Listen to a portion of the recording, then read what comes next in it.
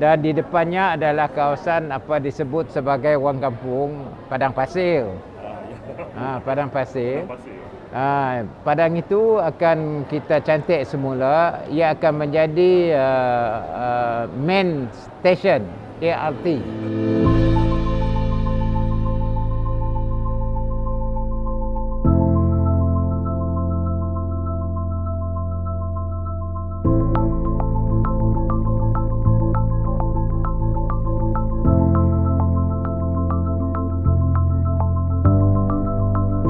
Untuk memerangi COVID-19 ini, kita tidak ada option melainkan kita memberi vaksinasi kepada rakyat.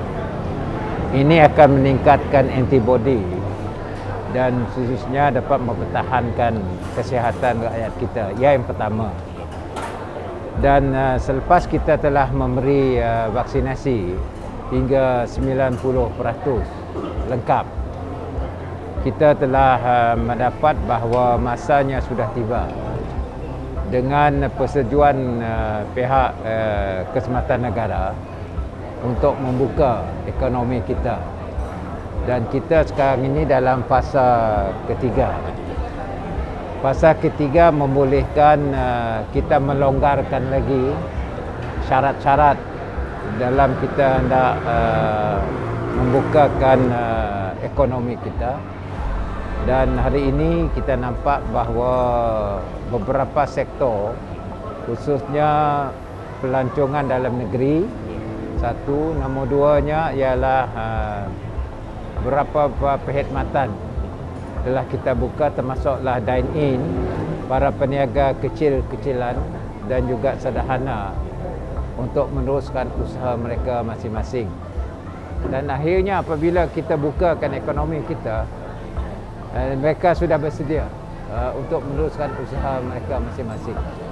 Saya rasa dalam fasa ketiga ini, dalam masa sebulan ini, saya telah melihat juga bahawa ada peningkatan perniagaan mereka dengan masyarakat sudah boleh keluar, juga mematuhi dengan syarat mematuhi SOP. Dalam hujung minggu kita melihat Teluk Melanau, termasuk Terombol pun. Kawasan Terombol pun nampaknya sudah banyak meriah perniagaan berjalan. Dan hari ini saya datang di kafe di Jalan Haji Tahan ni, tadi saya melihat bahawa begitu banyak kliennya di sini makan mi, makan kolok, rojak.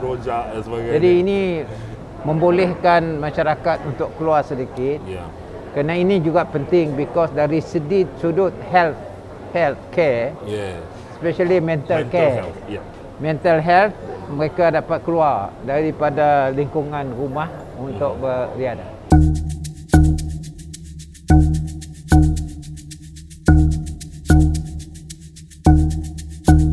Di kawasan Kampung Bernombor. Kampung nombor 1, nombor 2, nombor 3, nombor 4, nombor 5, nombor 6. Ini adalah kawasan kampung tradisi yang mempunyai nilai budaya.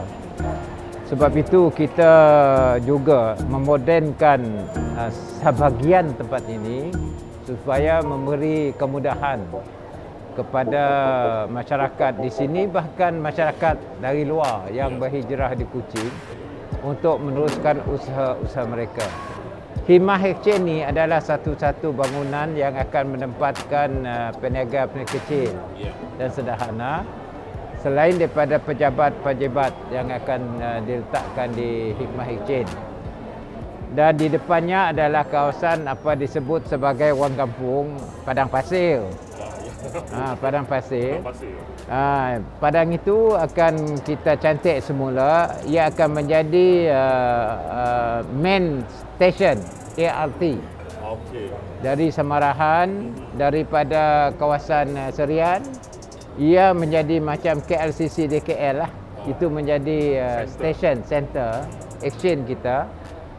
Dan sekarang ini Sarawak Metro sedang mengkaji laluan setangan kualiti tanah untuk kita menempatkan stesen kita.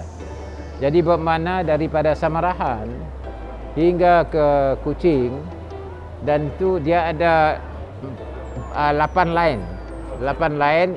Interjectionnya ialah di kawasan Federal Office Complex. Federal Office. Dia intersectionnya Di Simpang 3. Simpang 3. Jadi ini laluan ini akan terus menuju ke kawasan Padang Pasir sebagai main. Mungkin orang bertanya kenapa kita gunakan Padang Pasir? Ya. Sebab di situlah letaknya Sarawak Railway Station dahulu. Mari ada bangunan, ada manok di atas. Ayam. Ia tempatnya dan kita ada rail menerusi jalan kereta api daripada Gedong, Serian, Semarahan terus ke Kuching. Kita buat laluan jalan baru menerusi Semarahan, dari Semarahan ke kampung Tanjung Bakor, dan kita ada jabatan hingga ke kawasan BCCK, Jabatan Baru. Jadi bermakna kita juga ada heritage kampung tradisi along the way. Along the way. Ini kawasan kita hingga ke Sebuyau.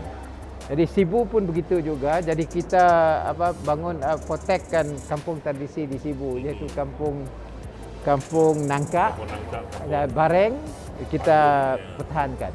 Kerajaan kita negeri mempunyai dasar menyeluruh throughout the state bukan sayap Kuching. Sebab itu kita berikan peruntukan yang agak besar untuk pembangunan jalan Coastal Road. Coastal Road yang akan membuka kawasan-kawasan perkampungan kita. Kita nak membangunkan Sarawak sebagai sebuah negeri yang maju berpendapatan tinggi pada tahun 2030. Siapa yang akan ada pada tahun 2030? Apa yang kita buat sekarang ini ialah orang tua macam saya untuk melihat bahawa masa depan orang muda cerah dalam ekosistem yang sudah berubah, ekonomi yang sudah berubah, yang berteraskan kepada digital. Umpamanya sekarang, kalau dulu mana ada interview begini? Sebab device sudah menjadi generation baru, kita dapat interview begini. Ini keadaannya. Dan 2030 ini adalah untuk orang muda. Kalau mereka umur 18 tahun, 10 tahun umur mereka 28 tahun.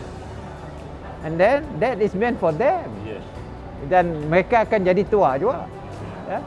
So sebab itu, apa yang kita buat hari ini benefitnya untuk masyarakat pada keseluruhannya dan juga masa depan orang muda.